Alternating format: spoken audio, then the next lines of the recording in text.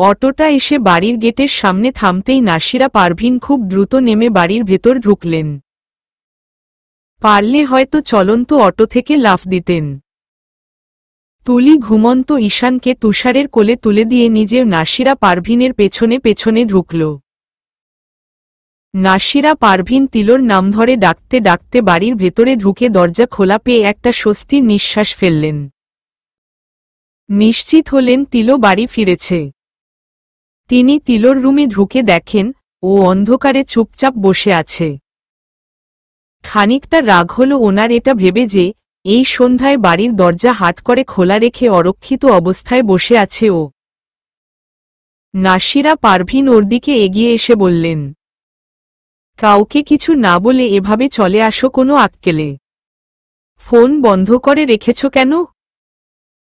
বাড়ির বাকি মানুষগুলোর কথা চিন্তা করার প্রয়োজন বোধ করো না?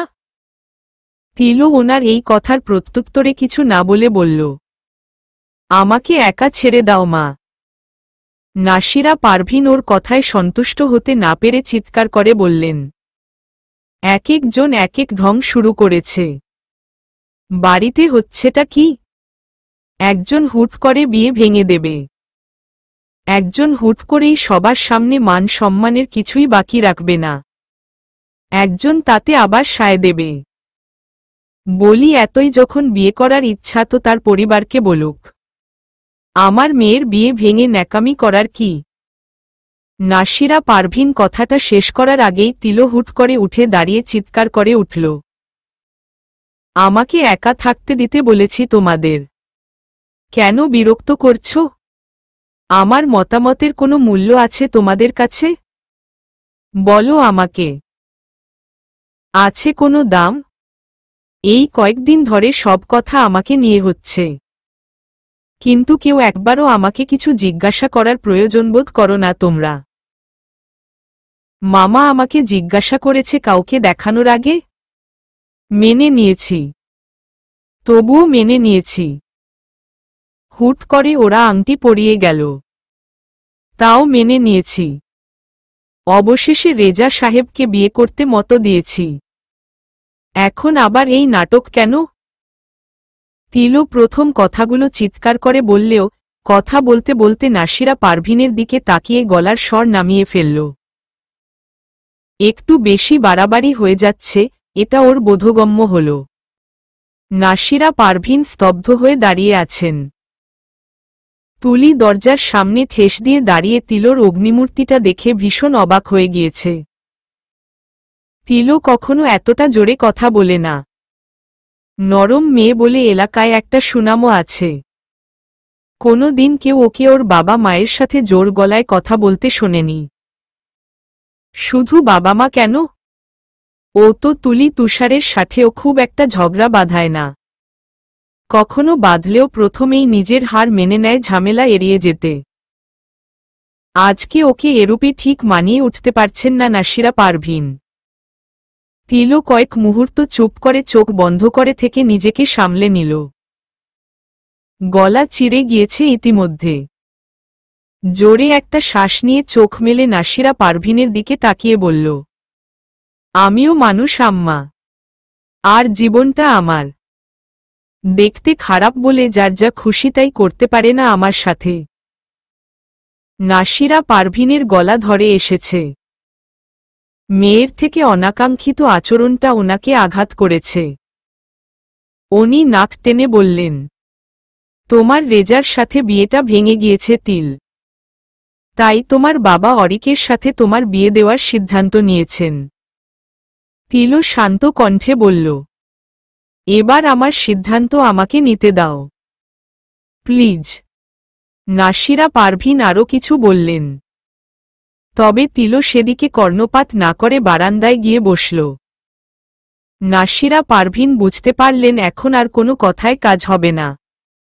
উনি বেরিয়ে গেলেন তিলোর রুম থেকে। আনিস সাহেব ভাড়া মিটিয়ে লিভিংয়ে সোফায় বসে তিলোর চিৎকার শুনতে পেলেন।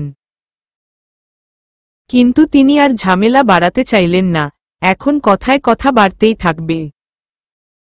কখনোই তিনি তিলোর সাথে ঝামেলা করেননি, আর কখনো করতেও চান না। ক্লান্তিতে ওনার চোখ বুজে আসছে। আজকে কম ধকল যায়নি সকলের উপর থেকে। সোফার ব্যাকরেস্টে শরীরটা ঠেকিয়ে মাথা পেছনে এলিয়ে দিয়ে চোখ বুজে ফেললেন। কয়েক মুহূর্ত পরই ওনার ফোন বেজে উঠল। বিরক্ত হলেন উনি এতে। ফোনটা বের করে স্ক্রিনে অরিক নামটা দেখে উনি নিজের বিরক্তি ধামাচাপা দিয়ে মনটা হালকা করে রিসিভ করলেন। কানে ধরতেই অরিকের উত্তেজিত কণ্ঠস্বর কানে এলো ওনার। ছোট বাবা, তিল বাড়িতেই ফিরেছে তো? আনিস সাহেব অরিকের ব্যস্ততার ইঙ্গিত পেয়ে মৃদু হাসলেন। তারা ছাড়াও কেউ এখন আছে তার মেয়ের জন্য চিন্তা করার। অরিক কি সময় ধরে মেপে ফোন করেছে? বুঝতে পারল কিভাবে এখনই তারা বাড়ি ফিরেছে? রাস্তায় কি আরো দেরি হতে পারত না? আনিস সাহেব স্বাভাবিক কণ্ঠে বললেন, হ্যাঁ, ও বাড়িতেই ফিরেছে। অরিক যেন এতক্ষণের দুশ্চিন্তা থেকে মুক্তিযুদ্ধের পেয়ে একটা দমবন্ধকর পরিস্থিতি থেকে বেরিয়ে আসতে পারল। ও কি ঠিক আছে? মানে, তখন ওভাবে না বলে বেরিয়ে আসলো তো। আমরা আছি তো।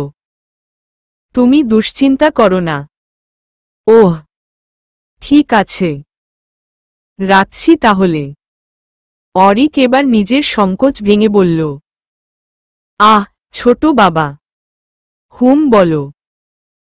তিলকে ফোনটা ধরতে বলো আমার। কিছু কথা বলার ছিল আর কি। আনিস সাহেব আবারও একটু হাসলেন। এখন হয়তো পরিস্থিতি স্বাভাবিক থাকলে অট্টহাসি দিতেন, কিন্তু তা করলেন না। মৃদুস্বরে বললেন, ঠিক আছে, আমি বলছি। ধন্যবাদ। আল্লাহ হাফেজ। আল্লাহ হাফেজ। আনিস সাহেব ফোন কেটে দিয়ে তিলোর ঘরের দিকে গেলেন। দরজায় নক করলে তিলো ভগ্নকণ্ঠে অনুমতি দিল।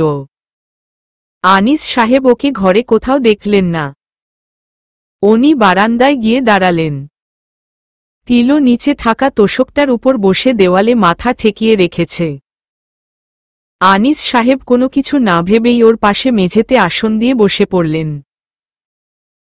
তিল চমকে তাকিয়ে ব্যস্ত ভঙ্গিতে সরে বসে বলল, ময়লায় বসছ কেন? এখানে বসো।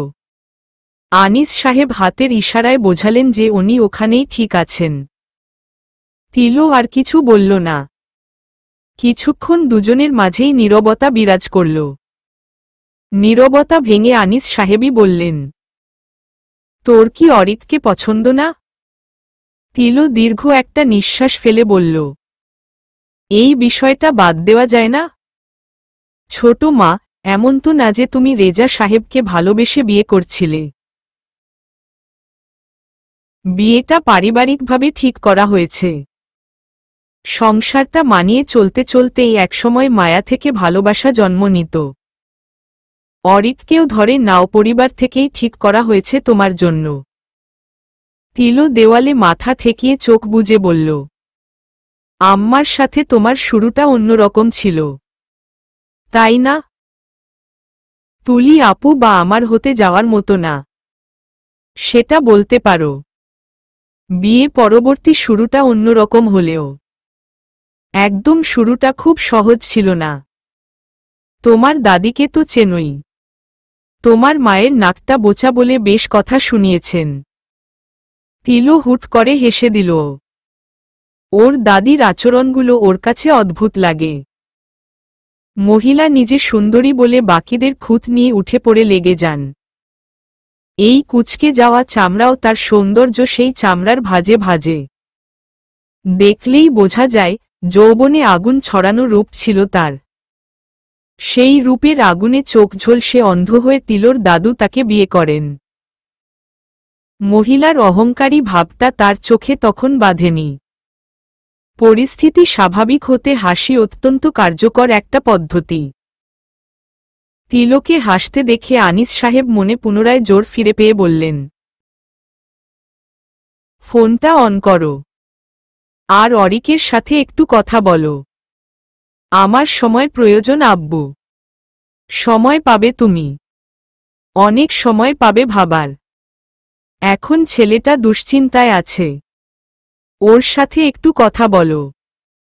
দুশ্চিন্তা করার কি আছে? এতদিন তো আমি একজন অপরিচিত ছিলাম। আজ এত চিন্তা করছে কেন? তোমাদের ব্যাপার, তোমরা সামলে নাও। ভেবে দেখো, তোমার বিয়েটা কিন্তু পারিবারিকভাবে হচ্ছে। সুতরাং পাত্র বদলে যাওয়া অস্বাভাবিক নয়। কথাটা বলে আনিস সাহেব উঠে চলে যাওয়ার সময় তিলো ওনার হাত ধরে আটকে দিল।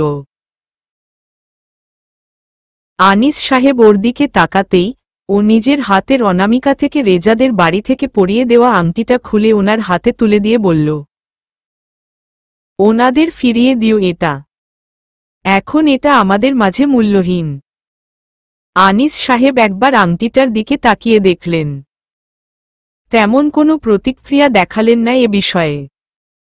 হুট করে বললেন, চা খাবে? তিলো ওনার মুখের দিকে তাকিয়ে বলল, তুমি বানাবে? মাথা যন্ত্রণা করছে। তোমার আম্মা ঘরের দরজা আটকে বসে আছে। পরিবেশ গরম, তুমি খাবে? তিলো মৃদু হেসে শরীরটা একদিকে হেলে আয়েশি ভঙ্গিতে বলল, তাহলে এই যেটি বয়, একটা চা। আনিস সাহেব মজার ছলে হেসে বললেন, আমি তোর বাপ হই ফাজিল মেয়ে। আব্বু বলে ডাক। এখন তুমি ওয়েটার।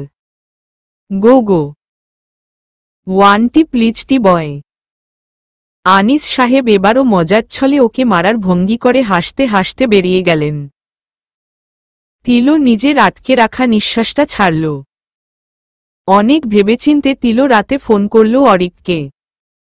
অরিক যেন ফোনটা হাতে নিয়েই বসেছিল। কলটা বাজতে না বাজতেই রিসিভ করল। রিসিভ করেই বলল, এতক্ষণে ফোন করলি তুই? আর কি করলি আজকে? টেনশানে আমার কি অবস্থা হয়েছিল তোর কোনো ধারণা আছে? তিলো অরিকের ধীর পরিবর্তনের সাথে পরিচিত। তবে হঠাৎ এত বড় পরিবর্তন ওকে অস্বস্তিতে ফলে দিল। তিলো ওর কথার উত্তর দেওয়ার প্রয়োজন মনে করল না। শান্ত কণ্ঠে বলল, কেন করলে এমন অরিক ভাই? কি বলেছ তাদের আমার বিয়েটা ভাঙতে? তিলোর কথাটা অরিকের বুকে বিঁধল যেন। তিলো শুধু পরিবারের কথাতে নয় বরং মন থেকে মেনে নিয়েছিল রেজাকে। ভাবতেই অরিকের মন ভেঙে গেল। অরিকের কণ্ঠস্বর রুদ্ধ হয়ে আসছে। কথা বলতে কষ্ট হচ্ছে। সে অবস্থাতেই বলল, তুই রাগ করেছিস আমার উপর? তিলো এবার যেন রেগে গেল। ঝাঝালো কণ্ঠে বলল, এটা আমার প্রশ্নের উত্তর না ভাইয়া। কি বলেছ তুমি তাদের? আমার নামে কি বদনাম রটিয়েছ? আমি তোর নামে কিছুই বলিনি। তাহলে কি বলেছ রে ওনারা এভাবে না করে দিল? আমি শুধু। কথাটা বলতে অরিকের সংকোচবোধ হচ্ছে। এক মুহূর্ত থেমে গিয়ে বলল, আমি শুধু শামীম রেজা নামের লোকটাকে বলেছি তোকে কেউ ভালোবাসে। মানে আমি তোকে ভালোবাসি। উনি জিজ্ঞাসা করেছিলেন আমরা একে অপরকে ভালোবাসি কিনা। আমি শুধু বলেছি আমি কেবল আমারটা জানি। বাহ, এভাবে মিথ্যা বলে আমার বিয়েটা ভেঙে তোমার কি লাভ হলো?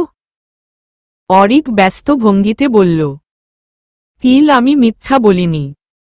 যা বলেছি সত্যি বলেছি। তিলো থমকে গেল অরিকের মুখে বাক্যজোড়া শুনে। অরিক সত্যি বলেছে। তিলো কয়েক মুহূর্তের জন্য ঘোরের মাঝে চলে গেল অরিকের কথায়। অরিক ওকে ডাকছে। তিলোর সেদিকে খেয়াল নেই। অরিক ওর কোনো সাড়া শব্দ না পেয়ে জোরে ডাকল। তিলো হঠাৎই হুঁসে ফিরে কেবল বলল, আমি এখন ফোনটা রাখছি। বলেই অরিককে কিছু বলার সুযোগ না দিয়ে ফোন কেটে দিল। অরিক ওর প্রতিক্রিয়া কি হতে পারে সে বিষয়ে কোনো ধারণা করতে পারল না। ওর ভেতর অস্থিরতা বেড়ে চলেছে। তিলো ধপ করে বিছানায় বসে পড়ল। অরিকের ওর প্রতি আচরণগুলো ভিন্ন, এটা তিলো আন্দাজ করতে পারলেও ভাবতে পারেনি কখনো অরিক সরাসরি স্বীকার করে নেবে সেটা। তিলো তো নিজের পরিবার এবং বন্ধুদের বাইরে শুধু ফাহাদকেই ভালোবেসেছিল। অরিক ওকে কেন ভালোবাসতে যাবে? ও তো তিলোকে সহ্যই করতে পারত না একসময়ে। তিলোর ভাবনার মাঝেই ওর ফোনে টুন করে একটা শব্দ হল। তিলো ফোনটা তুলে দেখে অরিক মেসেজ পাঠিয়েছে। ছোট্ট একটা লাইন কেবল, প্রেমের ফাঁদ পাতা ভুবনে, কে কোথায় ধরা পড়ে কে জানে। তিলোর অজান্তেই ওর ঠোঁটের কোণা সামান্য উঁচু হয়ে উঠল। কেউ এর আগে ওকে কখনো এভাবে কথা বলেনি। হয়তো সে রবি ঠাকুরের এই লাইনটুকু দ্বারা অরিকের চাটুকারিতায় সামান্য গলে গেল। অরিককে হারিয়ে ফেলাটা কি তার জীবনে ভুল বলে গণ্য হবে নাকি ওকে আঁকড়ে ধরাটা? তিলো নিজের উভয় সংকট কাটিয়ে উঠতে পারছে না। তিলোর নিজের কি কোনো অনুভূতি নেই অরিকের প্রতি? তিলো সেটা জানে না। ফাহাদকে হারিয়ে ফেলার পর ওর নিজেকে হৃদয়হীনা বলে মনে হয়। কারো সাথেই আর সে নিজের হৃদয়ের আদান প্রদান ঘটাতে পারেনি। হয়তো অনুভব করতেই ভুলে গিয়েছে এ ধরনের অনুভূতি। রেজাকে ও পরিবারের থেকে ঠিক করা বিধায়ী বিয়ে করতে রাজি হয়েছে মন থেকে। জীবন তো থেমে থাকে না, কারো না কারো সাথে ওকে মানিয়ে চলতেই হতো। সে রেজাকে এক মুহূর্তের জন্য অনুভব করার চেষ্টা করেনি। ভালোবাসার অনুভূতি তো উন্মাত্ত উগ্র অরণ্যে হারিয়ে যাওয়ার মতো, যেখানে শুকনো পাতার খসখসে আওয়াজটাও মনে হয় সুর তুলছে। অরিক সত্যি কিছু ওর প্রতি অনুভব না করলে কিভাবে এই বেপরোয়া শব্দটাকে লাগামহীনভাবে ব্যবহার করল একজন অপরিচিতের সামনে? অরিক নিশ্চিতভাবেই একজন দায়িত্ববান ছেলে। সে কোনো কথার মানে না বুঝে বলবে না।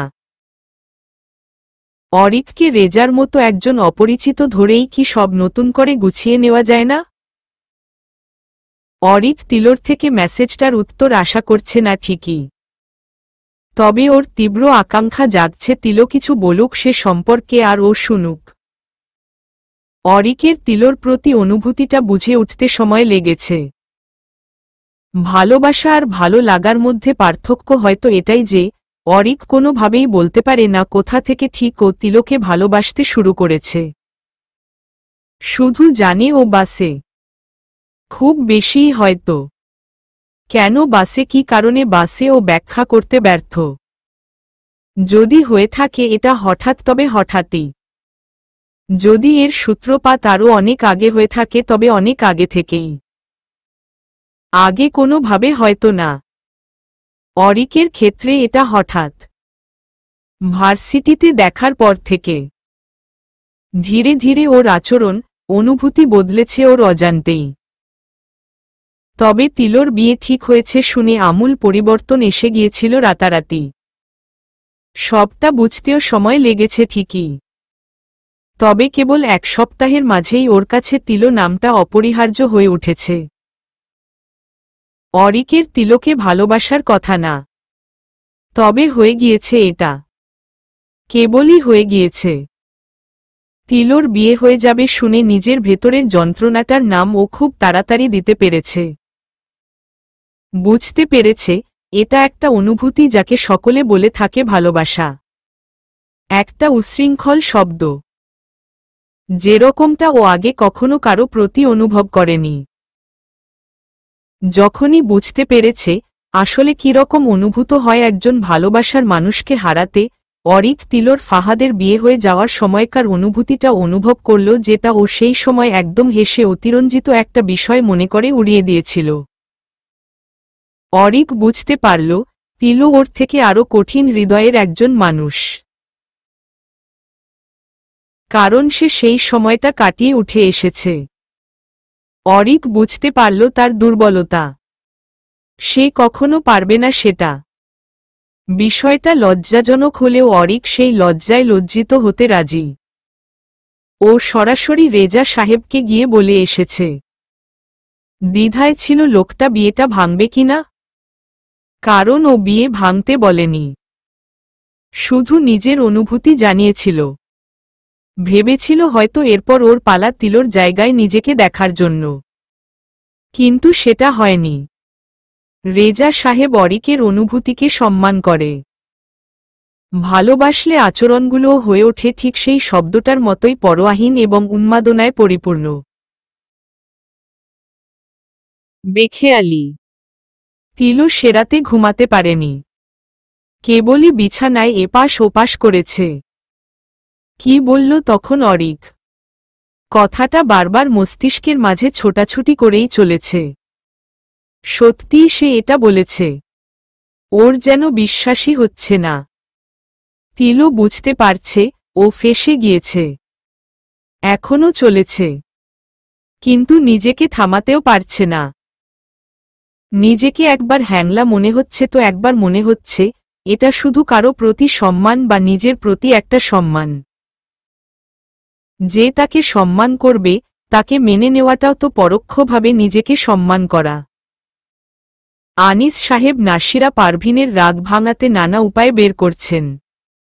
নিজে থেকে কথা বলছেন, তবুও তার রাগ যেন পড়ছেই না। এমন না যে তিনি অরিককে অপছন্দ করেন। ছেলে হিসাবে অরিক ভালোই। তার নামে কোনো বদনাম নেই। বরং ছোট থেকে পড়াশোনায় সে ভালো। বড় হয়ে আলাদা হোস্টেলে থেকেও কোনো বাজে অভ্যাস গড়েনি। চরিত্রের দিক থেকেও প্রশংসনীয়। দেখতেও খারাপ না। তিলোর তুলনায় একটু বেশি। কেবল চোখজোড়া একটু ছোট। চশমা পরায় আরও মনে হয়। বিয়ের বাজারে পাত্রীপক্ষের প্রথমেই পছন্দ হয়ে যেতে পারে। নাসিরা পারভিনেরও তাকে খারাপ লাগে না। কিন্তু রেজার মতো অত ভালো চাকরি সে করে না।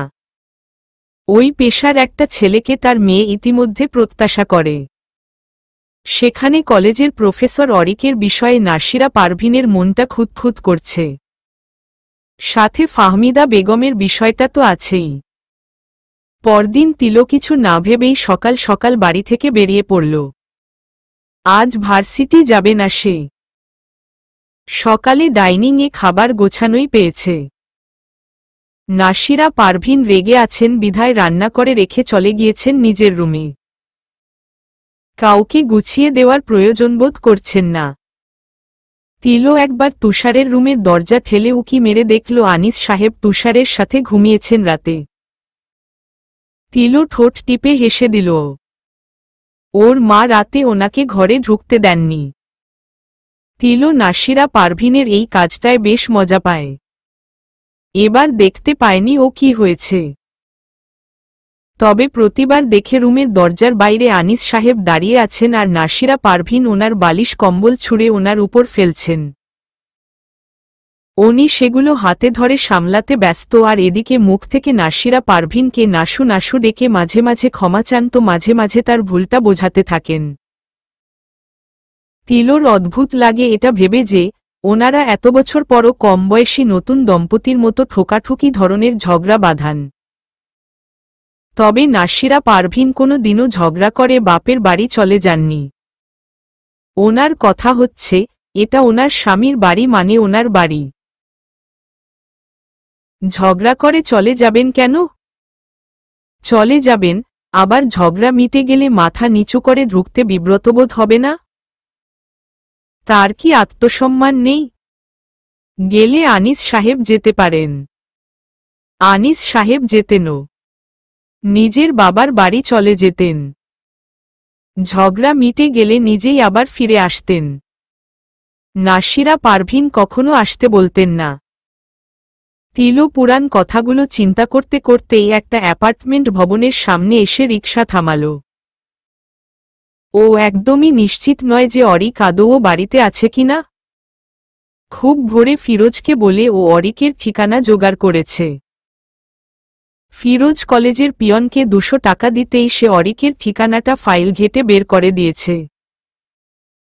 তিলো আর কাউকে জিজ্ঞাসা করতে সংকোচবোধে ভুগছিল। ওরা কি ভাববে? তিলো সম্পূর্ণ আন্দাজের উপর এসেছে। ফাহমিদা বেগম গতকাল বলছিলেন অরিক আরও 2 দিন বাড়িতে থাকবে। তাহলে ও নিশ্চয়ই ছুটি নিয়েছে ভার্সিটি থেকে। যদি ছুটি বাতিল না করে থাকে তাহলে এখন বাড়িতে থাকার একটা সম্ভাবনা আছে। তিলো ভবনের নিচে দাঁড়িয়ে থাকা দারোয়ানের থেকে জেনে নিল অরিক 3 তলায় থাকে। তিলো একবার চিন্তা করল সিঁড়ি বেয়ে উঠবে। পরক্ষণে লিফট ফাঁকা দেখে উঠে পড়ল। তবে লিফটের দরজা বন্ধ হওয়ার আগেই একটা যুবক দৌড়ে এসে উঠল লিফটে। পরনে ট্রাউজার আর একটা ধূসর বর্ণের হাফ হাতার গেঞ্জি, পায়ে শু, ঘেমে একাকার। হয়তো সকালে মর্নিং ওয়াকে বেরিয়েছিল, এখন ফিরছে। তিলোর এখন মনে হচ্ছে হয়তো সিদ্ধান্তটা ভুল হয়েছে। লিফটের দরজা বন্ধ হল। তিলো স্থির হয়ে নিজ অবস্থানে দাঁড়িয়ে আছে। ছেলেটা পেছনের দিকে দাঁড়িয়ে ফোনে মুখ গুজে ফেলেছে। তিলো স্বস্তির নিঃশ্বাস ফেলল। আগে কখনো এমন বদ্ধ পরিবেশে একা অপ্রস্তুত অবস্থায় সে পড়েনি। ছেলেটা মাঝে মাঝে আর চোখে দেখছে ওকে। তিলো সেদিকে খেয়াল না করার চেষ্টা করছে। অহেতুক হাত উঠিয়ে ঠিক হয়ে থাকা মাথার কাপড়টা আরও টেনে দিল। পিনে আটকে আছে, তারপরও করল। ছেলেটা হঠাৎ ফোন থেকে মুখ তুলে বলে উঠল, এক্সকিউজ মি, কিছু মনে করবেন না, আপনি কি নতুন এসেছেন? না মানে আগে আপনাকে দেখিনি। তিলো উত্তর দেওয়ার আগেই লিফটের দরজা খুলে গেল। ও আর উত্তর দেওয়ার প্রয়োজন মনে করল না। ও বেরিয়ে যেতেই ছেলেটা পেছনে থেকে বলে উঠল, আসলে বাড়িটা আমাদের, তাই আপনার পরিচয় জানতে চেয়েছিলাম। আর কিছু বলার আগে আবারও দরজা বন্ধ হয়ে গেল। বাড়িটা ওদের তো কি হয়েছে? সেধে কথা বলা লাগবে তাইতে? নাকি ওকে চোর ছ্যাচর কিছু মনে করে জানতে চাইল? যাই ভাবুক তাতে ওর কি? তিলো 3টা দরজার মধ্যে কোনোটায় কলিং বেল বাজাবে সেটা নিয়ে দ্বিধায় পড়ে গিয়েছে। এখানে যে 3টা ফ্ল্যাট হবে সেটা ওর মাথায়ও আসেনি। এ বি সি, কোনো দরজায় বেল বাজাবে ও। দারোয়ানটাও আধা কথা বলে। তিলো আবার নিচে নেমে দারোয়ানকে জিজ্ঞাসা করল। এবার সিঁড়ি বেয়েই নামল এবং উঠল। ওর মনে হচ্ছে তখন লিফট ব্যবহার করে লাভটা কি হলো ওর? হাঁপিয়ে গিয়েছে উঠে এসে। সি ফ্ল্যাটের দরজায় বেল বাজিয়ে জোরে জোরে শ্বাস নিচ্ছে। দরজা খুলল না। তিলোর রাগ হল। ও এবার পরপর কয়েকটা বাজালো তুষারের মতো অভদ্রতার সাথে। ভেতর থেকে কারো গলা শোনা গেল। অরিক বিরক্ত হয়ে দরজা খুলে দরজার সামনে তিলোকে দাঁড়িয়ে থাকাতে দেখে বেশ বর্ষর একটা ধাক্কা খেল। চোখের ঘুম নিমেষে উধাও। তিলোর ক্লান্ত মুখের দিকে তাকিয়ে অরিক যেন কথা হারিয়ে ফেলেছে। সে কখনোই ওকে প্রত্যাশা করেনি এই অবস্থায় কোনো খবর না দিয়ে ও আসবে। যেভাবে অরিকের ভেতর অনুভূতিটা এসেছিল কোনো প্রকার পূর্ব ঘোষণা ছাড়াই। কোনো সতর্ক সংকেতের বালাই নেই। একেবারে হঠাৎ আক্রমণ রূপে। অরিক স্তব্ধ হয়ে দাঁড়িয়ে আছে। যেন তার চোখজোড়া বেইমানি করছে। তিলো ওকে একদৃষ্টিতে নিজের দিকে তাকিয়ে থাকতে দেখে অপ্রস্তুত হয়ে পড়ল। কি করবে ভাবতে ভাবতেই বলল, আমি কি ভেতরে আসতে পারি? অরিক হুঁসে ফিরল। বুঝতে পারল তিলো আসলে ওর ভ্রম না। ও নিজেও ব্যস্ত ভঙ্গিতে দরজা ছেড়ে সরে দাঁড়িয়ে বলল, হ্যাঁ, নিশ্চয়ই। তিলো এই প্রথমবার অরিকের ফ্ল্যাটে পা রেখে খানিকটা অবাক হল। ব্যাচেলর কেউ এত বড় ফ্ল্যাট নিয়ে থাকে, তার উপর বেশ পরিপাটি। তিলো তো বোধহয় নিজের রুমও ঠিকমতো গুছিয়ে রাখে না। তিলো এগিয়ে গিয়ে কর্নার সোফাটায় বসল। অরিকের যেন এখনো বিশ্বাস হচ্ছে না যে ও এসেছে। অরিক দরজাটা চেপে দিয়ে ওর দিকে ফিরে বলল, একটু বস, আমি আসছি। বলেই অরিক আর দাঁড়াল না। তিলো ওকে নিজের বেডরুমে ঢুকতে দেখল। তিলো চারপাশে চোখ বুলিয়ে দেখছে। ও বুঝতে পেরেছিল গতকালকের ঘটনার পর অরিক নিজের বাড়ি আর থাকবে না। ওই সময়ই ফিরে আসবে। অরিকের এটা অভ্যাস। কারো সাথে মনোমালিন্য হলে বাড়ি থেকে বেরিয়ে যায়। সামনের সেন্টার টেবিলের উপর কিছু ম্যাগাজিন রাখা। তিলো সেখান থেকে একটা ম্যাগাজিন তুলে পাতা উল্টে দেখছে। অরিক ওকে বেশিক্ষণ অপেক্ষা করায়নি। দ্রুতই ফ্রেশ হয়ে ফিরে এসে ওর পাশের সোফাটায় বসতে বসতে বলল, হঠাৎ না বলে আসলি যে? ফোন করতে পারতিস। তিলো ম্যাগাজিনেই চোখ নিবন্ধ রেখে বলল, ফোন করব না বলেই এতবার ওঠা নামা করে গাধার খাটুনি খাটা লেগেছে। অরিক বিষয়টা বুঝতে না পেরে ভ্রু কুঁচকে বলল, মানে কিছু না। তিলো ম্যাগাজিন থেকে চোখ তুলে অরিকের দিকে তাকিয়ে বলল, একা থাকো, এত বড় ফ্ল্যাট দিয়ে করো কি? মাঝে মাঝেই আম্মা এসে থাকেন। তাছাড়া ছোট জায়গায় দমবন্ধ লাগে। তিলো ওর কথার প্রত্যুত্তরে কিছুই বলল না। আবারও ম্যাগাজিনে চোখ রাখল। অরিকও কিছু বলছে না। আসলে কি বলবে ও ঠিক খুঁজে পাচ্ছে না শব্দ। দুজনের মাঝেই নীরবতা বিরাজ করছে। অরিক অবশেষে বলল, আজকে ভার্সিটি যাসনি? দেখতেই তো পাচ্ছ। তিলোর জবাব দেওয়ার ধরনটা অরিকের পছন্দ হল না। অরিকও শক্ত গলায় বলল, তা তো পাচ্ছি। কেন যাসনি সেটা বল। ইচ্ছা হয়নি তাই। ব্রেকফাস্ট করেছিস? হুম। আবারও সবকিছু চুপচাপ। বড় ড্রয়িং রুমটায় শুনশান নীরবতা। হঠাৎই তিলো হাত বাড়িয়ে ম্যাগাজিনটা রেখে অরিকের চোখের দিকে তাকিয়ে বলল, গতকাল রাতে তুমি যা বলেছ তা কি সত্যিই সত্যি অরিক ভাই? কোনো কথা? অরিক মনে করার ন্যূনতম চেষ্টা না করেই বলল। তিলো চুপ করেই অরিকের দিকে তাকিয়ে আছে। ও মূলত কথাগুলো বলার সময় অরিকের ফিনোটাইপ পর্যবেক্ষণ করতে চায়। তবে অরিকের প্রথমেই ভুলে যাওয়ার বিষয়টায় তিলোর মনোবাসনা খানিকটা নড়ে উঠল। অরিক ওকে চুপ করে থাকতে দেখে বুঝতে পারল ও হয়তো আঘাত পেয়েছে এই সংবেদনশীল বিষয়টায়। অরিক নিজের মস্তিষ্কের নির্দেশে কথাগুলো মনে করে বলল, হ্যাঁ সত্যি, সবটা সত্যি। তিলো ভগ্ন কণ্ঠে বলল, আমি কেন? অরিক আগের মতোই ওর চোখের দিকে তাকিয়ে বলল, এর উত্তর আমার জানা নেই। হয়তো জানা নেই বিধায়ী। আমি ব্যাখ্যা করতে পারি না বিধায়ী। অরিকের কণ্ঠে আবেগ মিশে আছে। কণ্ঠটা তিলোর কর্ণকুহর হতে প্রবেশ করে মস্তিষ্কে পৌঁছাতেই মস্তিষ্ক হয়তো তার প্রতিধ্বনি হৃদয় পৌঁছে দিচ্ছে। আজ যেন অন্যরকম স্বরে কথা বলছে অরিক। তিলোর হৃদয় শীতল করে দেওয়া একটা সুর। তিলো চোখ বুজে সুরটুকু অনুভব করে আবারও চোখ মেলে বলল, আমি আর কাউকে ভালোবাসি জানার পরও? অরিক সোফার ব্যাকরেস্টে শরীরটা ঠেকিয়ে দিয়ে সামনে তাকিয়ে বলল, এটা একটা অনুভূতি, যে কারো উপর যখন তখন আসতে পারে। তোর আগে কারো উপর এমন অনুভূতি এসেছে? এটা নিয়ন্ত্রণহীন। আমি আমার দিক থেকে তোকে ভালোবেসেছি।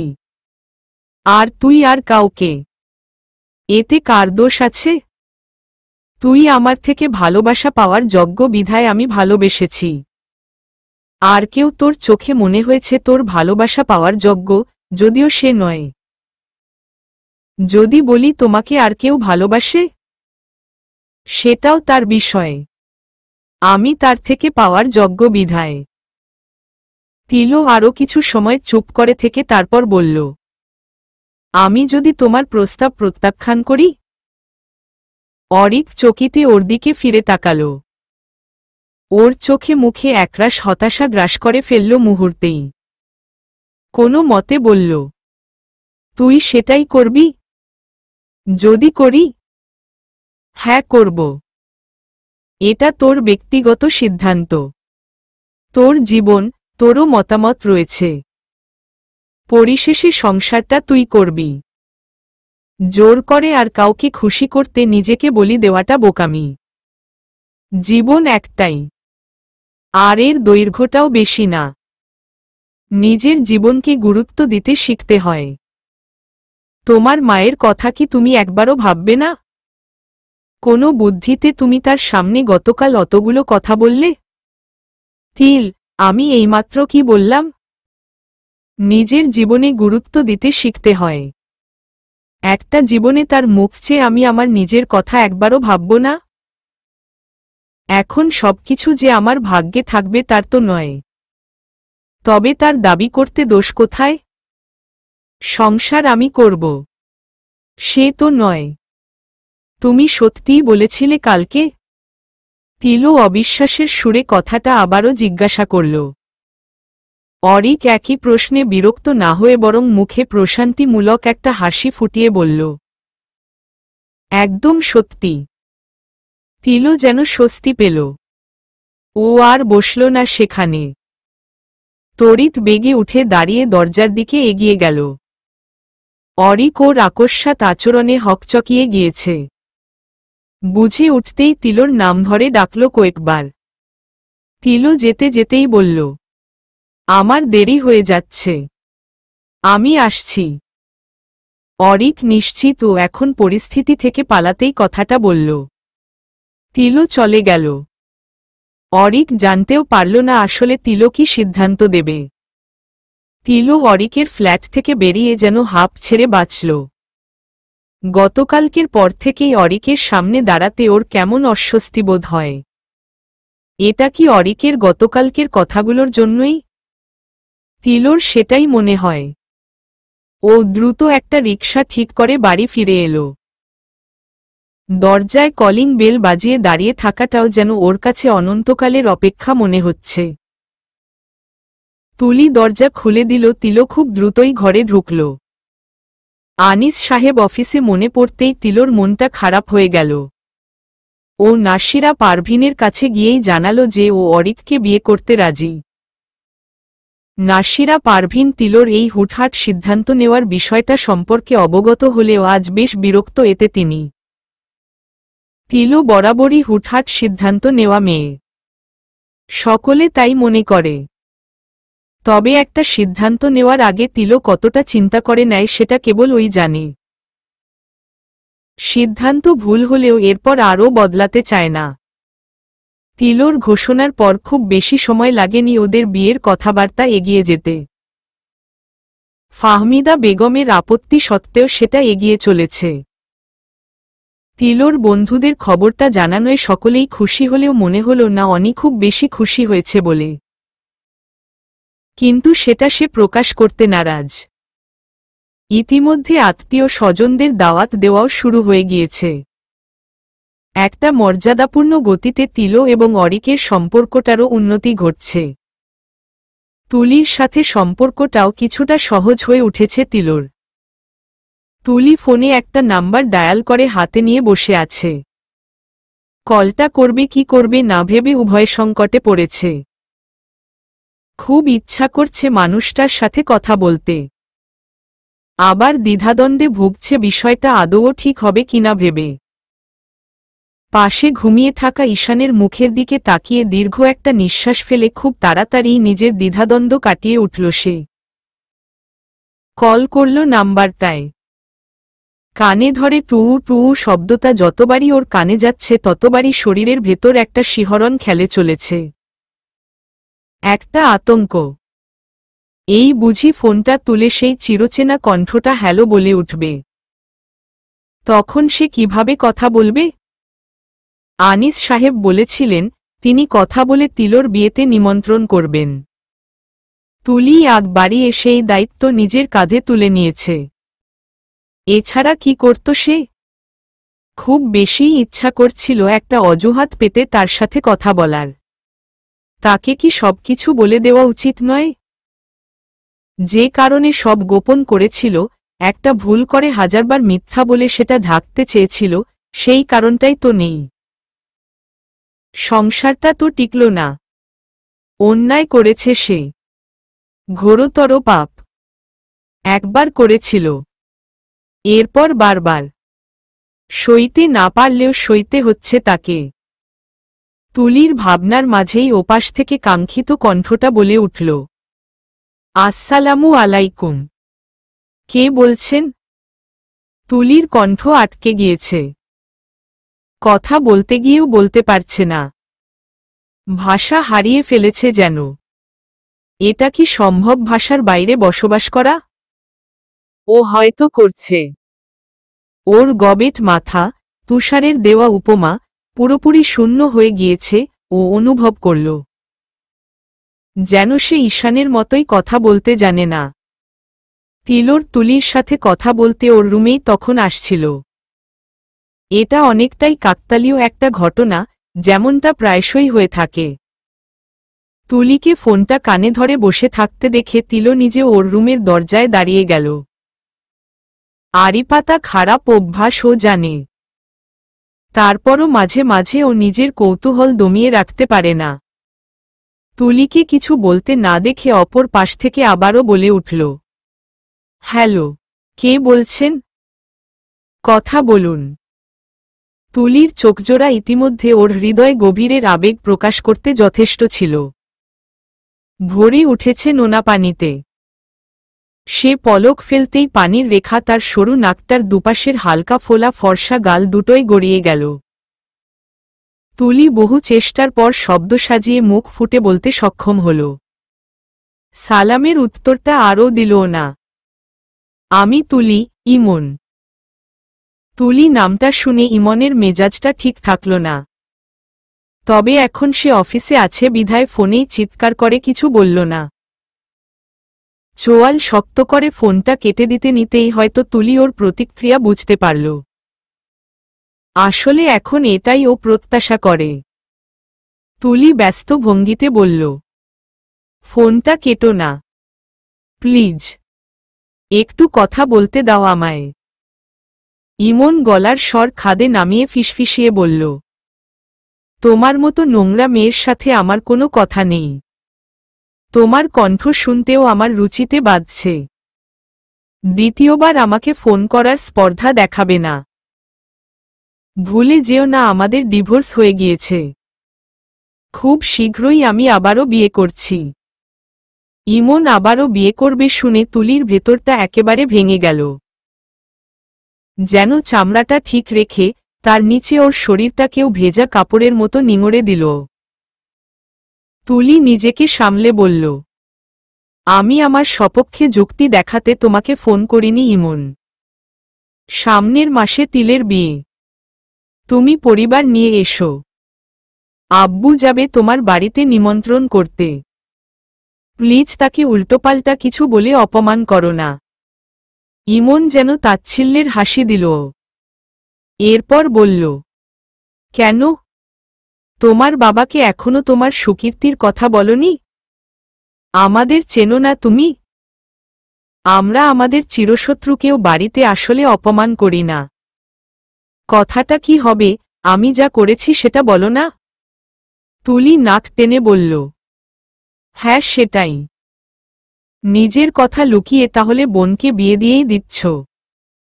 তোমার কথা সবাই জানলে ওর বিয়ে হতো না। অতীত চর্চা বন্ধ করো। অতীতকে তুমি ডেকে এনেছ। ফোন করলে কেন? আমি রাখছি।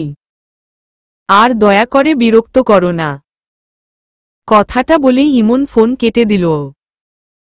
তুলি ফোনটা কানে তারপর বেশ কিছুক্ষণ চেপে ধরেছিল। এরপর সেটা কান থেকে নামিয়ে ফুপিয়ে কেঁদে উঠল।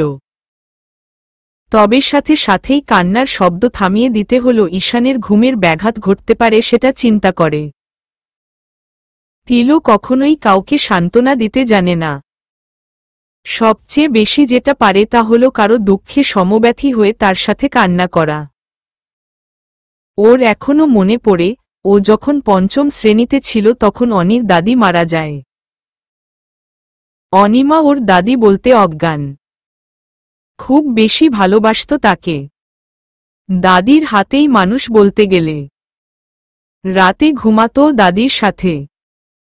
যেদিন উনি মারা গেলেন সেদিন অনির সে কি কান্না। দুবার জ্ঞান হারিয়ে ফেলেছিল। তিলো কেবল তার পাশে বসে নিঃশব্দে চোখের পানি ফেলেছিল, কিন্তু মুখ থেকে একটা শব্দও উচ্চারণ করতে পারেনি। তুলিকে কাঁদতে দেখে ও আসলে কি বলতে এসেছে সেটাই ভুলে গিয়েছে। আর কিছু না বলেই ও সেখান থেকে চলে গেল। তুলি দরজার দিকে পিঠ ফিরিয়ে রাখার কারণে সেটা দেখল না। তিলো নিজের রুমে ফিরে এসেও শান্তি পাচ্ছে না। তুলি কেন একাধারে তার ভুলটা এখনো জিইয়ে রেখেছে তার কোনো যুক্তি তিলোর মাথায় আসছে না। ঈশানের কথা ভেবে অন্তত সংসার টিকিয়ে রাখতে নিজের সপক্ষে কিছু বলতে পারত ইমনকে। তবে ওর অন্যায়টা চাপা পড়ে আছে কিভাবে এতদিন সেটা তিলো বুঝতে পারছে। নাসিরা পারভিন এখানে সরাসরি হস্তক্ষেপ করেছেন। তুলির অন্যায়টা তিনিই ধামাচাপা দিয়ে রেখেছেন নিজের স্বামীর থেকে পর্যন্ত। আনিস সাহেব তুলির কথা জানতে পারলে নিশ্চিতভাবেই তুলির এবাড়ির ভাত কপাল থেকে উঠে যাবে। উনি এ সমস্ত অন্যায় একদমই বরদাস্ত করেন না। তিলোর চিন্তার মাঝেই ওকে অনিমা ফোন করল। তিলো ফোনের স্ক্রিনে মিস পাটোয়ারি নামটা দেখে মৃদু হেসে রিসিভ করল। এই মেয়েটার সাথে তিলোর বন্ধুত্ব কোনো কালের থেকে। প্রথম কিন্ডারগার্টেন স্কুলে ভর্তি হওয়ার পর ওর প্রথম বান্ধবী এই অনিমা পাটোয়ারি। সেই সময় থেকে এখনও ওদের বন্ধুত্ব টিকে আছে। মাঝখানে যে ভেঙে যায়নি তা নয়। মাঝখানে কয়েক বছর ওর সাথে যোগাযোগটাই ছিল হালকা পাতলা ধরনের, কোনো ঝগড়া নয়। তবে অনির আরও কিছু বন্ধুবান্ধব জোটায় ও তিলোর সাথে যোগাযোগ কমিয়ে দেয়। তিলো ওর তুলনায় পড়াশোনায় ভালো। তিলো একটা গতানুগতিক ছাত্রী। আর অনি টিটিপি, মানে টেনেটুনে পাশ করে আর কি। ফলে তিলো একটা ভালো হাইস্কুলে অ্যাডমিশন পেয়ে যায়, যেখানে অনিমাকে পড়তে হয় একটা লোকাল স্কুলে। ফোনে যোগাযোগ ধীরে ধীরে কমতে থাকে। এরপর কলেজে উঠে অনির সাথে আবার দেখা, আবার একসাথে ব্যাচ টিউশন। তবে ওদের কলেজও আলাদা ছিল। এখন আবার ভার্সিটিতে এক হয়েছে। অনির ফোনটা ধরার পরই অনি সাধারণ কুশল বিনিময়ে বাদ দিয়ে বলল, তোর কি আজকে বিকালে সময় হবে? তিলো একবার ঘড়ির দিকে তাকিয়ে দেখে ইতিমধ্যে আছরের আজানের সময় হয়ে গিয়েছে। হ্যাঁ হবে। হাঁটতে যাবি? যাওয়া যায়। তাহলে নামাজ আদায় করে তৈরি হয়ে থাকিস। আমি তোর বাড়ির সামনে দাঁড়াব।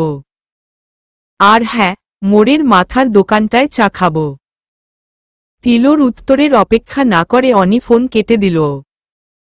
তিলো বোকার মতো ফোনটা হাতে ধরে বসে থাকল কিছু সময়। এরপর দীর্ঘ একটা নিঃশ্বাস ফেলে উঠে পড়ল বসা থেকে। নামাজ আদায় করে তিলো তৈরি হয়ে নিয়েছে, অনির দেখা নেই। হঠাৎই আবার ফোন করে বলল, শোন না, সরি, আব্বু ফিরেছে আজকে। এখনই যাওয়া হবে না, তবে কাল যাব। অবশ্যই অবশ্যই, তোকে কিছু বলার আছে আমার। আঙ্কেল কেমন আছেন? ভালো, রাখছি আমি। এবারও অনি হুট করে কেটে দিল ফোনটা। তিলো বর্তমানে খেয়াল করেছে অনির ওর প্রতি আচরণ বদলে যাচ্ছে। আগের মতো আর খোলামেলা আচরণ সে করে না।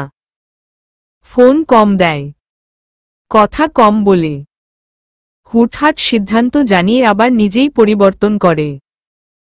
নাসিরা পারভিনের সাথে ওর সম্পর্কটাও তিলোর ভালো লাগছে না। ওর মা ওর থেকে যেন দূরে চলে গিয়েছে, আগের মতো আর নেই। তিলোর এসব ভাবতেই খুব খারাপ লাগে। মাঝরাতে তিলোর ঘুম ভাঙল ফোনের আওয়াজে। বিরক্ত মুখে ফোন রিসিভ করতেই ওপাশ থেকে বলে উঠল, বাড়ি থেকে বের হও। কথাটা কানে যেতেই তিলোর ঘুম ছুটে পালিয়েছে। তিলো কান থেকে ফোনটা সামনে ধরে দেখল এটা অরিকের কল। তিলো পুনরায় কানে ধরে বলল, এত রাতে বাড়ি থেকে বের হব মানে কি? ঘুরতে যাব। মাথা খারাপ নাকি? আমার ঘুম আসছে। বিরক্ত করো না। রাখছি। তিল, আমি আশাকুঞ্জের বাইরে দাঁড়িয়ে আছি, অপেক্ষা করছি। প্লিজ এসো। অরিকের মুখে নিজের বাড়ির নাম শুনে তিলো উঠে বসল। খাট থেকে নেমে বারান্দায় গিয়ে দেখার চেষ্টা করল সত্যি বলছে কিনা অরিক। প্রাচীরের জন্য সরাসরি দেখা না গেলেও গেটের বাইরে একটা গাড়ি দাঁড়িয়ে থাকতে বোঝা যাচ্ছে। না বলে কয়ে আসতে কে বলেছে? ইচ্ছা হয়েছে এসেছি। তুমি কি আসবে? প্লিজ এসো। তিলো হঠাৎ ফোন কেটে দিল। না বলে হঠাৎই এসে বলে ঘুরতে যাব।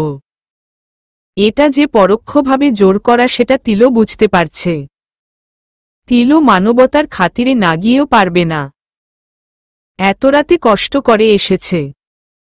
ও দ্রুত নিজের পোশাক বদলে চোখে মুখে পানি ছিটিয়ে বেরিয়ে যাওয়ার আগে আয়নার দিকে তাকিয়ে নিজেকেই ভেঙচি কাটল। একটু সাজতেও পারল না এখন। ওকে কতক্ষণ দাঁড় করিয়ে রাখবে? বলে আসলে না হয় এতক্ষণে সেজে ফেলত।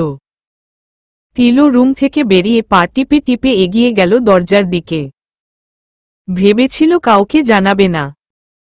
তবে ও জানত না তুষার আগে থেকে সবটা জানে। তিলো বেরিয়ে যাওয়ার সময় দেখে তুষার সোফায় বসে ঢুলছে। তিলো ভ্রু কুঁচকে ওর দিকে তাকিয়ে বলল, এত রাতে এখানে কি তোর? নিজের ঘর কি ভাড়া দিয়েছিস? তুষার তেতে উঠল ওর কথায়। চিৎকার করে বলে উঠল, এত রাতে? সাথে সাথে নিজের মুখ চেপে ধরল ও। ওর চিৎকার না সবাই জেগে যায়। তিলো হাতের ইশারায় বোঝাচ্ছে আস্তে কথা বলতে। তুষার এবার ফিসফিসিয়ে বলল, রাত কয়টা বাজে তা তোদের খেয়াল আছে? প্রেমে পড়লে যে মানুষের মতিভ্রম হয় তা তোদের দেখে বোঝা যায়। এত কষ্ট করি সারাদিন আমি, আর সেই আমাকেই ঘুম থেকে তুলে দরজা বন্ধ করে দিতে বলা হচ্ছে।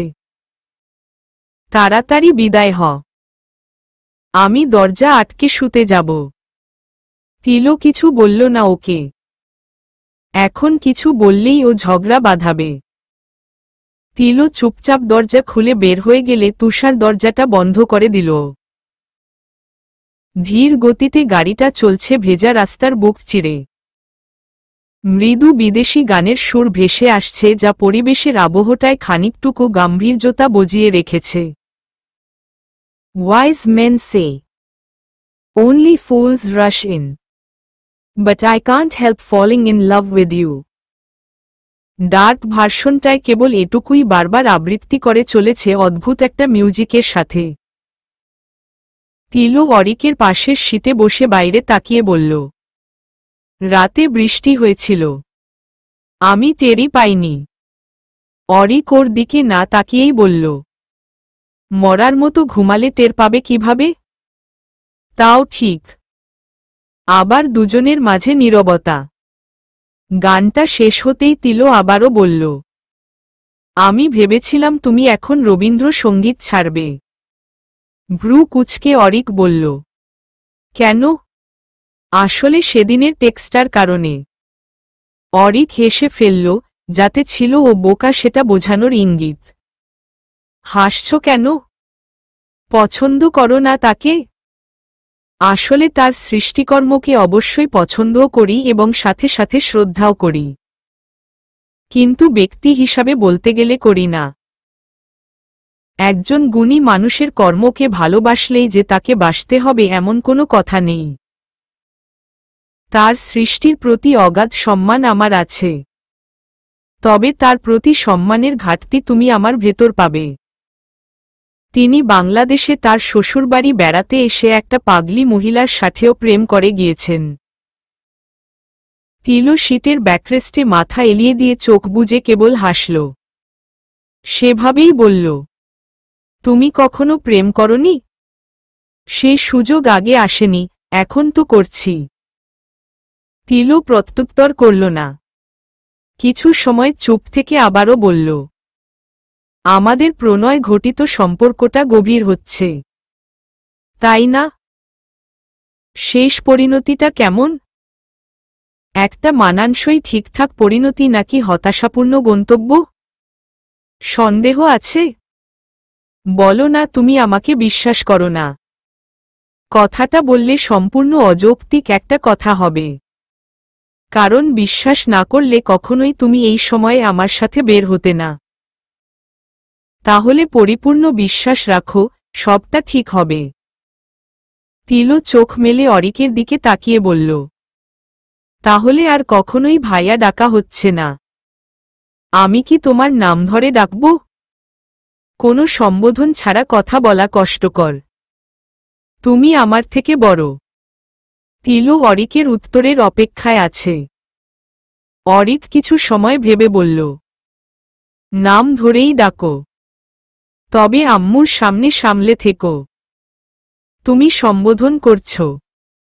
আসলেই অদ্ভুতভাবে নিজেদের বেখেয়ালেই আমাদের ভেতরকার কথাগুলো পাল্টে যাচ্ছে। আমরা কিন্তু গভীর আলোচনাও করি।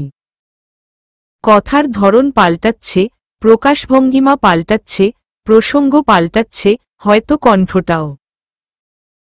অরিক তিলোর কথা শুনে ব্রেক কষল। যদিও অন্ধকারে তিলোকে সম্পূর্ণভাবে স্পষ্ট দেখা গেল না, তবু অরিক হয়তো দেখতে পেল তিলোর নাকের রন্ধ্রগুলো ফুঁসে উঠেছে, ঘোষণা করে দিচ্ছে ওর অসন্তোষ বা হয়তো ওর নিজের ভেতরকার অস্থিরতা। অবশ্যম্ভাবী সেটা তার উত্তেজনা, তার চোখগুলোর আগেই। অরিক জড়তার সাথেই বলল, তাতে কি বিষয়টা জটিল হয়ে যাচ্ছে? তিলো হাত দিয়ে মাছি তাড়ানোর ভঙ্গিমা করে বলল, আরে না, এমনিই বলছি। আগে কেবল তুমি সাধারণ কুশলাদিই বিনিময় করতে। এটা গত 2 মাস আগের ঘটনাও বলতে পারো। তবে এখন তুমি খেয়াল রাখো আমার। আর দেখো আবদারও করো, যেটা কিছুদিন আগে কল্পনাও করনি। অরিক আবারও গাড়ি স্টার্ট দিল। তিলোর আচরণ অদ্ভুত লাগছে ওর। আসলে মানুষের মাঝে এমন একটা অনুভূতি মাঝে মাঝেই আসে। সে তখন অবচেতন একটা উত্তেজনায় উত্তেজিত থাকে। কারো সাথে মিশতে মিশতে সব কথা বলার জন্যই তাকে ভরসাযোগ্য মনে হয়। সে নিজেকে নিজের অজান্তেই সামলাতে পারে না এবং কথাগুলো বলতেই থাকে, পরবর্তীতে আবার সেই কথাগুলো চিন্তা করে নিজের কাছে নিজেই লজ্জিত হয়। তিলো নিজের অবস্থানে ফিরে চোখ বুজে বলল, কেন আমাকেই বেছে নিলে?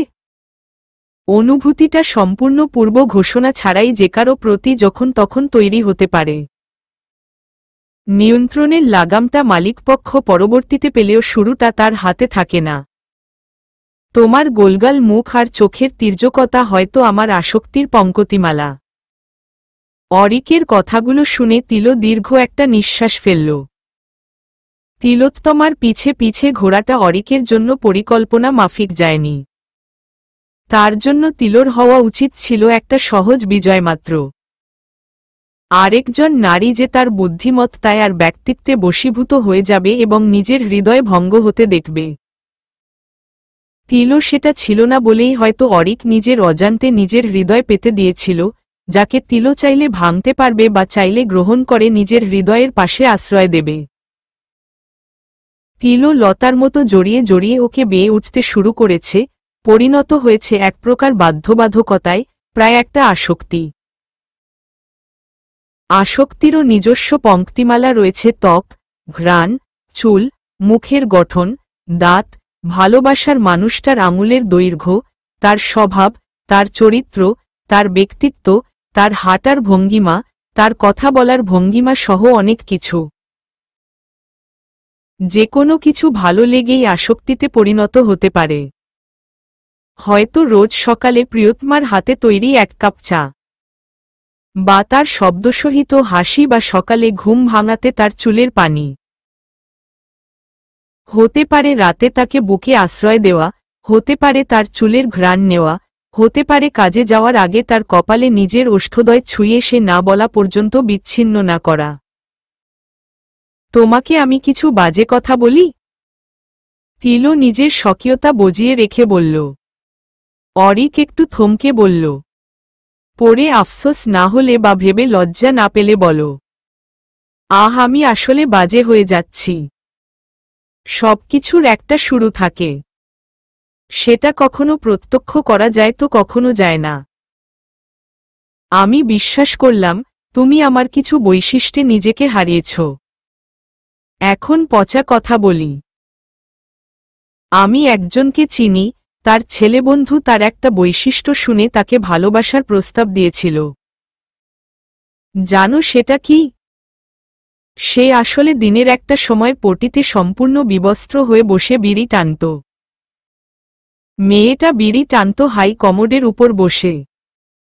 বলেই তিলো হেসে দিল। অরিক বুঝতে পারছে তিলো আসলে ঘোরের মাঝে আছে। ওর ঘুম পাচ্ছে। তিলো হয়তো ওর মনের কথা বুঝতে পারল। আবারও বলল, ভুল ভাবছ। আমি সম্পূর্ণ সজ্ঞানে কথাটা বলছি। আসলে সেই প্রণয় সম্পর্কটি টেকেনি। Wolf wore the sheep as a perfect disguise। সে ধীরে ধীরে বকে গিয়েছিল। কারো চোখের মায় পড়েছিল, কিন্তু মূল্যটা একদমই জানত না। 3 মিস্টেক। অরিক গাড়িটা থামিয়ে একটা ব্রিজের ওপর দাঁড়াল। বের হয়ে এসে তিলোর দিকে আসার আগেই তিলো নিজেও দরজা খুলে বের হল। অরিক ঠিক নদীটার উপর দাঁড় করিয়েছে। ব্রিজের ওয়াকওয়ের রেলিংয়ের উপর হাত রেখে নিচে থাকা ঘোলা পানির দিকে তাকাল। আলোগুলো পড়ছে পানিতে মৃদুভাবে। হলদেটে আলোয় তিলোর মুখের দিকে তাকিয়ে অরিক নতুন কিছু আবিষ্কার করল। আজ আরেক রকম লাগছে ওকে দেখতে। তিলো ওর পাশেই দাঁড়িয়ে আছে। হঠাৎ করে বলল, আজকের জন্য মূল্য কি? অরিক বুঝতে না পেরে মাথা নাড়িয়ে ওর দিকে তাকাল। তিলো পানির দিকে তাকিয়েই বলল, সবকিছুরই একটা মূল্য আছে। তাই জিজ্ঞাসা করছিলাম আর কি। অরিক দুষ্টুমি করে বলল, আপাতত ধার নাও। সবকিছু বাকির খাতায় লিখে রাখছি। বিয়ের পর সুদে আসলে উসুল করে নেব। ছি, সুদের ব্যবসা করবে? ঠিক আছে, তবে আসলটুকুই। ওদের মাঝে অনেকটা সময়ের নীরবতার পর অরিক বলল, মেয়েটা অনিমা ছিল, তাই না? তিলো চমকে তাকালো অরিকের দিকে। অরিক মৃদু হেসে বলল, তোমার সাথে এত খোলামেলা আলাপ ও ছাড়া আর কেউ করার নেই। তিলোও হেসে দিল। ওর ইচ্ছা করছে অরিকের প্রশস্ত কাঁধটায় মাথা রাখতে, কিন্তু নিজেকে সামলে নিয়ে বলল, ও হাইস্কুলে ওঠার পর ধীরে ধীরে বকে যাচ্ছিল। আমি এসব পছন্দ করি না বলে ও আমার থেকে দূরে থাকত। আসলে ও সেটাই বলেছিল আমাকে যখন কলেজে উঠে আমি আমার থেকে ওর দূরত্ব নিয়ে প্রশ্ন তুলি। অনিমাকে আদ্রিয়ান আঙ্কেল বেশি টাকা দিত না, ও অন্তর নামের ছেলেটার সাথে প্রণয় সম্পর্কে জড়িয়ে গিয়েছিল। ছেলেটা ভালো ছিল না। অষ্টম শ্রেণীতে থাকাকালীন এটা ঘটেছিল। অনিমা একরাতে অন্তরের সাথে পালিয়ে যাওয়ার পরিকল্পনা করেছিল। তাহরিমা আন্টির সমস্ত গহনা আর আদ্রিয়ান আঙ্কেলের টাকাগুলো নিয়ে ও বেরিয়ে পড়েছিল। রাত 2:30টার দিকে থানা থেকে ফোন করে আদ্রিয়ান আঙ্কেলকে বলা হয়েছিল ওনার মেয়ে থানায় আছে। উনি বিশ্বাস করতে পারেননি সেটা। সারা বাড়ি খুঁজে ওকে না পেয়ে বিশ্বাস করলেন। অনিকে আনতে থানায় গেলেন। অনি তখন পাথরের ন্যায় ছিল। অন্তর ওর থেকে সমস্ত টাকা আর গহনা নিয়ে ওকে রাস্তায় ফেলে চলে গিয়েছিল। সময় থাকলে হয়তো আরও কিছু নিত। অনি থানায় ছুটে এসে ওকে ওর বাড়িতে ফিরিয়ে দিতে বলে। অনিমার বাবা আদ্রিয়ান আঙ্কেল ওকে থানা থেকে নিয়ে আসার পর ধকলটা নিতে পারেননি। উনি হার্ট অ্যাটাক করেন। সেবার বেঁচে ফিরলেও ওনার অন্যান্য শারীরিক সমস্যা দেখা দিতে শুরু করে। ওনাকে প্রতিবছরই চিকিৎসার জন্য ইন্ডিয়া যেতে হয়। দেশে চিকিৎসা করিয়ে শান্তি পাচ্ছিলেন না বলে। আসলে এখনকার মানুষের ধারণাই এমন হয়ে গিয়েছে। তিলো কথাগুলো বলে থামল। অরিক মনোযোগ দিয়ে কথাগুলো শুনছিল, যদিও ও একদমই আগ্রহী ছিল না। অরিক একজন মনোযোগী শ্রোতার দায়িত্ব পালন করল কেবল। তিলোর কথা শেষ হতেই ও প্রসঙ্গ পাল্টাতে বলল, কিছু খাবে? এই রাতে তুমি কি পাবে?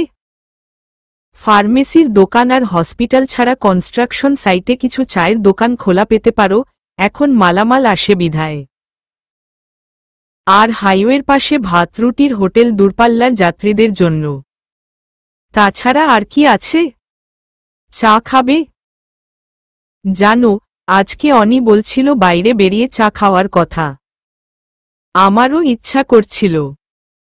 কি কাকতালীয় ঘটনা! আসলেই কাকতালীয় ঘটনা ঘটেই থাকে। অনেকে এটাকে টেলিপ্যাথির সাথেও তুলনা করে থাকে। মনে করো, তোমার ইচ্ছা করছে কিছু খেতে। তোমার বাবা অফিস থেকে ফেরার সময় সেটাই নিয়ে আসলেন কাকতালীয়ভাবে। তুমি বললে, এটা আমার ইচ্ছা করছিল।